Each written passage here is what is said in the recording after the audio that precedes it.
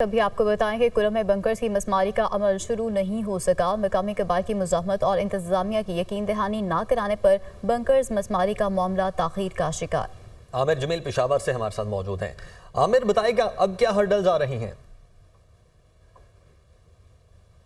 جی بالکل، دیکھیں ضلع کرم میں امن و امان کی صورتحال کو بہتر بنانے کے لیے ایپیکس کمیٹی کے حوالے سے کئی فیصلے جو ہیں وہ کیے گئے تھے، اور ان میں اہم فیصلوں میں دو اہم فیصلے یہ بھی تھے کہ دونوں فریقین سے اسلحہ حکومت جمع کرائے گی، اور دوسرا بنکر جو ہیں دونوں علاقوں میں جو ہیں دونوں متحارب گروپ جو ہیں ان کے جو علاقوں میں جو بنکرز ہیں وہ ختم کیے جائیں گے۔ اور اسی حوالے سے 2 روز قبل ڈی سی کرم کی جانب سے خط بھی لکھا گیا تھا جس میں کہا گیا تھا صوبائی حکومت سے کہ جو ضروری مشینری ہے وہ دی جائے، لیکن ابھی تک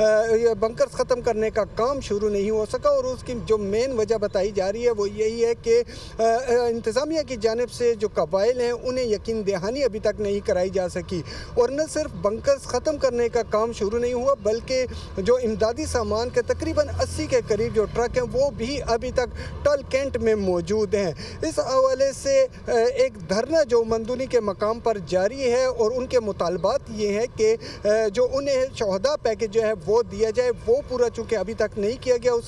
ان کے ساتھ جو مذاکرات ہیں وہ ابھی تک نہیں ہوئے، تو اس وجہ سے جو مین شاہراہ ہے وہ بھی ابھی تک کلیئر نہیں ہے، اور اسی وجہ سے جو امدادی سامان ہے وہ بھی ابھی تک نہیں پہنچ سکا۔ اس میں یہ بھی بتانا ضروری سمجھتا ہوں کہ گزشتہ تقریباً 3 ماہ سے